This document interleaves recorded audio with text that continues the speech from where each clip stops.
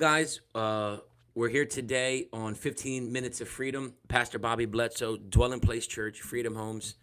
And today you're hearing a segment with a local businessman, a local believer. And we have on the show today Gregg Hennis from Ascend FM. Greg, welcome to our 15 Minutes of Freedom. Thank you, Pastor Bobby. I'm excited to be here today. I just love the energy on this program. I love hearing the stories of people being set free. I love hearing your testimony. So it's an honor to be here today. Yeah. Thanks so much for having me here today. I feel like I'm the pupil interviewing the teacher. I'm not a teacher. when it comes to this stuff, the radio, the TV, the broadcasting, you have many years of experience, and I'm so grateful because just a little bit of time that I've connected with you, you have truly helped our technological side, if you will, or our broadcasting side, really go to the next level.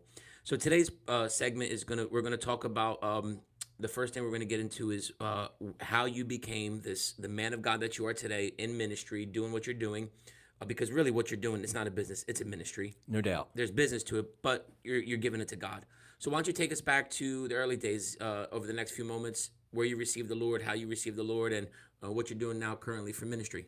Okay, so Pastor Bobby, as a young guy, I was very blessed to be in a Christian home, kind of a a non-eventful, just a Christian home. Went to a Christian school, was raised by believing mom and dad and my grandparents. But in particular, my great grandmother, she always prayed over me, always prayed over me, and so through probably like my 12, 13, 14, I was pretty close to the Lord. I was involved in, children's church and Sunday school and went to service and things like that, ran the sound system.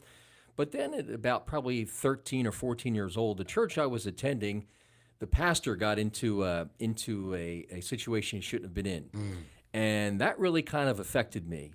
Really? But so I kind of use that, as I look back at it now, I kind of use that as an excuse not to go to church. Isn't it funny how we do that? Yeah, and I look back at it now and I realize that was the beginning of the end for me. But I did that, and and then it wasn't too long thereafter, because of what I wanted to do, I wanted to be in media. I kind of used that as an excuse to get out of the Christian school. So I went to public school, and after that, I started doing a lot of things that I shouldn't have done. Is this right here in Cumberland County? Yeah, I'm a Millville guy. So you're born and raised? Yeah, born and raised in Millville, and really lost my way with the Lord. I mean, the minute I went, the first couple of days I went to public school, I picked up cigarette smoking, and I smoked for 15 years, actually 18 years. Wow. And I was a very heavy smoker, but I just wasn't living for the Lord. So as I got older, I ended up getting married, had a son, but I was in a marriage that I shouldn't have been in, and that was a total disaster. And I know now that the reason it was a disaster is because God was not in the middle of it. Wow, yeah. If God's in the middle of something, it's pretty easy. It works out. It does. The dots connect, the T's are crossed and things like that, but it just didn't work. So I got divorced, and I'll never forget the time I got divorced. I was at home, and I just said, and I don't even know why I did this. I said, Lord, if you bring me a godly woman, I'll come back. And so the next thing you know, I met this girl, and neither one of us were really living for the Lord. However, it wasn't long we started going to church, and I'm not even sure how that started happening. But we went to church, and it wasn't long after that I ended up going to an Assemblies of God church, and I gave my heart back to the Lord. And this was in 2004.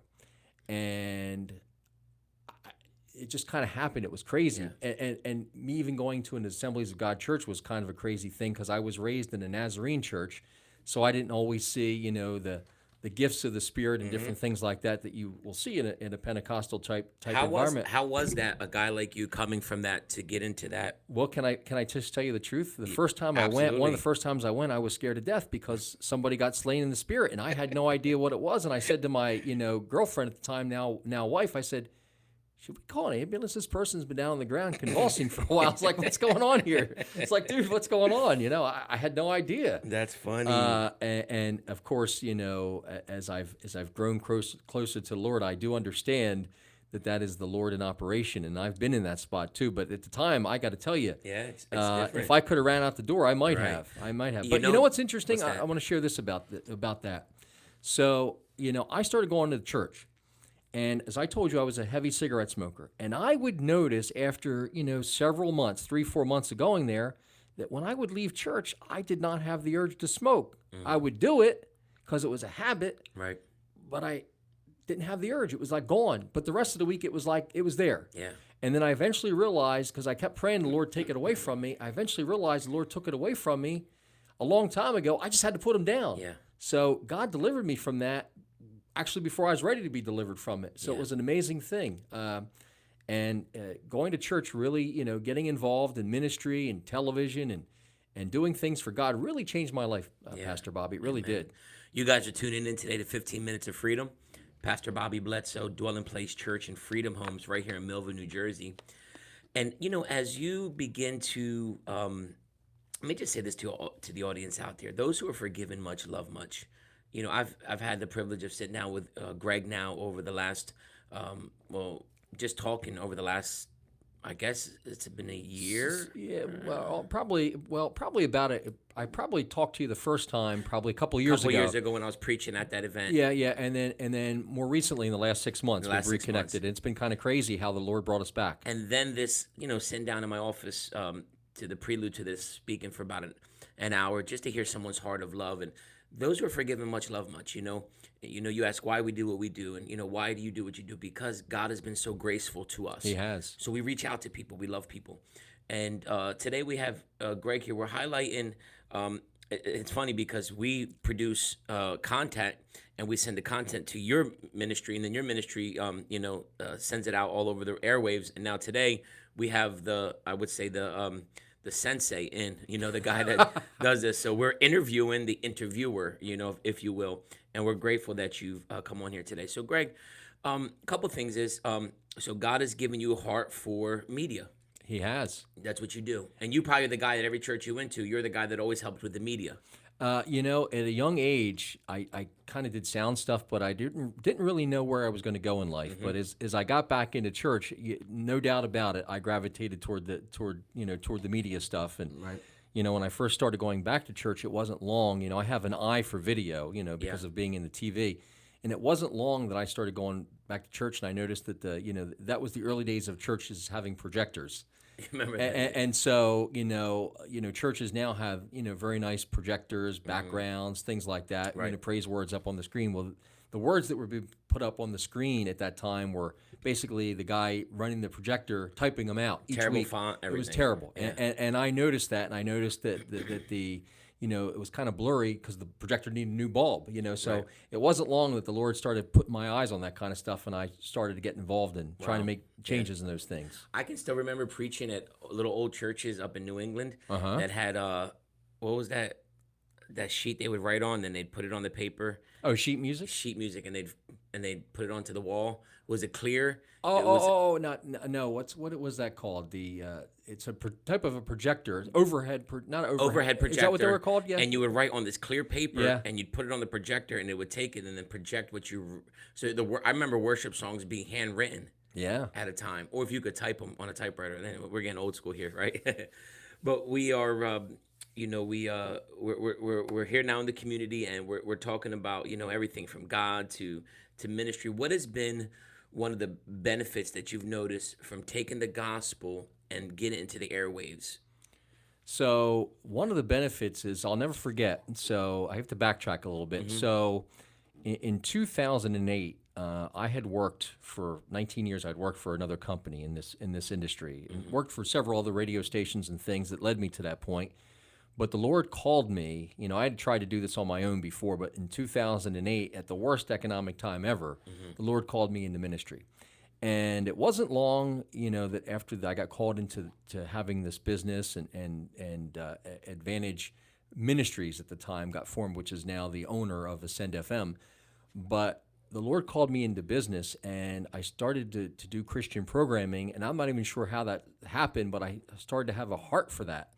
And I did a program on the radio called Second Chances. And I basically brought people on, let them share their testimonies, kind of a longer version of what we're doing almost. Yeah. And I'll never forget, I was at a business because, that's what I did for a living is I go see businesses and help them and advertise for them and different things. And a guy came up to me and had heard that program on the radio, and he talked about how it really spoke to him.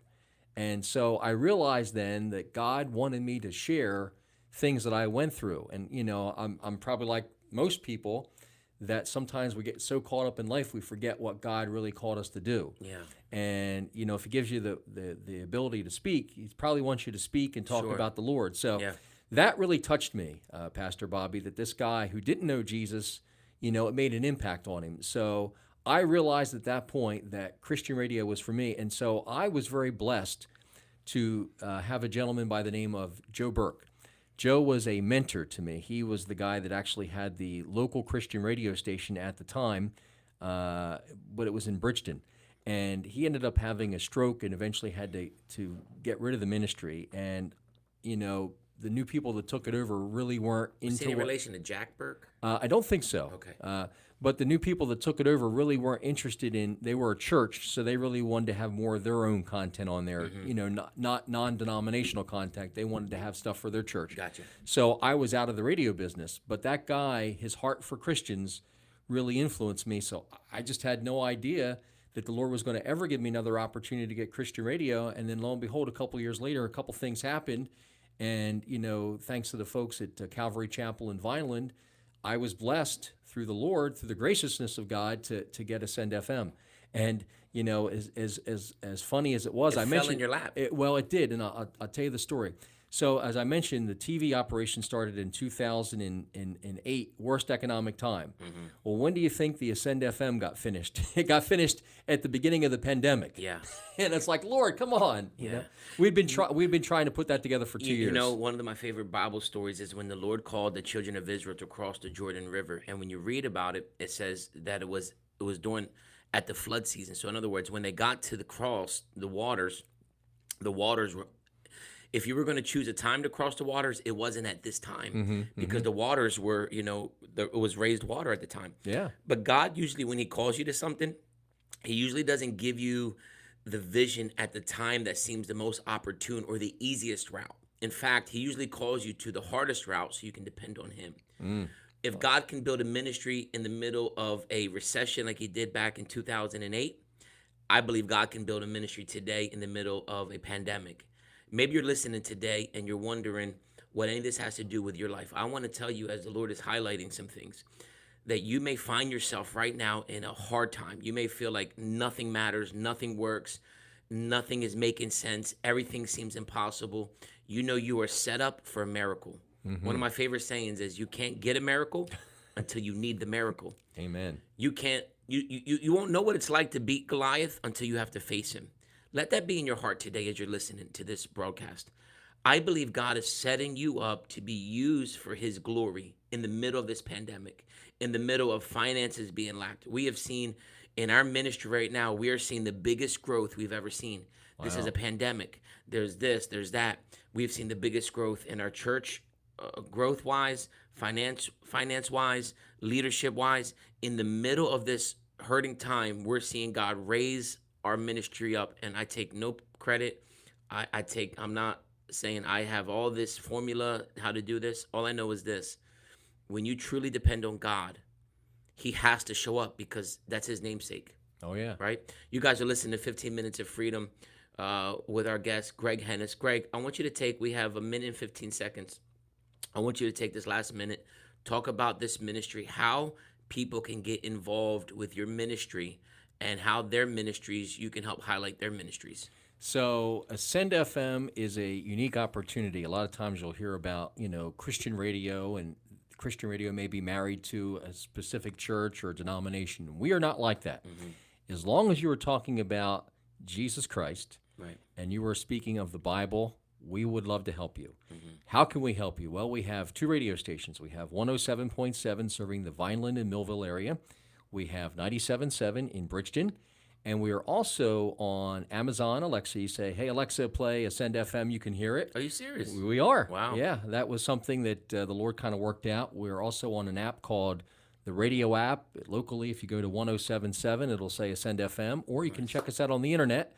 And How would someone get connected with you? What is a good So- phone so- number or an email? So real easy. Connect with me on email at studio@ascendfm.com, studio@ascendfm.com. You can call me direct, 856-765-5647, or 609-805-0047. Real easy. Yeah. And we'll talk to you. We'll understand what you're all about. Like in your case, you were all about the 15 minutes of freedom, and we kind of talked through how it was going to Yeah. happen. Next thing you know, we're shooting ideas of names of programs, and 15 minutes of freedom was born. Yeah, absolutely. I think that was your idea. You're the one that came up with the name. I can't take any credit. Well, I think the that's Lord gets the credit. You're, Lord you're gets the credit. genius there. So my friend, who has become a friend of mine, a business acquaintance, a ministry partner, and has treated us so fair and so good, I just can't rave him the professionalism. I went down to his studio.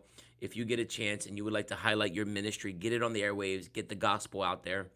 And lastly, my good friend now, who I've asked, we took a step of faith. We're having a major, evangelist, world-renowned evangelist, be with us this coming Saturday, the 17th at 7 p.m. and the 18th at 10:30 a.m. at Dwelling Place Church, Eddie James. And, it takes money to do those things. So I called about 4 or 5 business people that I know and said, hey, we need to raise some money for this ministry coming. And I asked Gregg, and Gregg says, I'll be there with a check for you for $500. So I think you have a check to Yes, I hand did. us I today. brought it along, and I got to tell you, I just commend you for doing things like this. Yeah. You took a step of faith back in the summer, and nobody was doing anything. Yeah. And you set up that tent revival. Yeah. And many people were saved and set free. Now, Saved I and was not set able to free. come, but I Yeah. heard so many reports about it. Yeah. People were talking about it all over the place. And so when you said he's coming back, I got excited. Yeah. I got real excited, We had almost 1,000 people come out to that Wow. event, saved and baptized in water, filled with the Holy Ghost. I mean, it was just an amazing time. And we're doing it again. So we took a step of faith. And I'll leave you with this. Faith is the substance of things hoped for. It's the evidence of things not seen. When, Eddie asked us, said, hey, can you guarantee this amount of money? I said, I can't, but God can. And I said, we'll do it. And I took a step of faith and started calling businessmen. And the money's been trickling in. I have a couple other businessmen that I've reached out to. I'm waiting to hear back from them. And I plan on having the whole entire thing underwritten and paid for by the time Eddie James gets here. Well, one thing's for sure: if you know God, and if God wants it, He's going to provide for it. If There's it's there's going to be more than enough. If it's His will, You it's better His believe bill. it. Yes. Amen. Thank you for tuning I in. like that. If it's His will, it's His bill. I like that. I'm going to write that down. Take it down. It's free. If this ministry's blessed you, please share it. And we're so grateful you tuned in today. 15 Minutes of Freedom. Pastor Bobby Bledsoe, my guest. Gregg Hennis, Ascend FM. God bless, guys. Until the next time we talk, stay blessed, and we'll talk to you later. That was awesome. Thank you. Good job. Yeah, thank you. Thank you for asking me. I appreciate it. Yeah, so let's really look into the TV thing, man. If you have an idea of what a half-hour slot would wind up costing us to get it on TV, and if you told me how many viewers it will get, and this way I could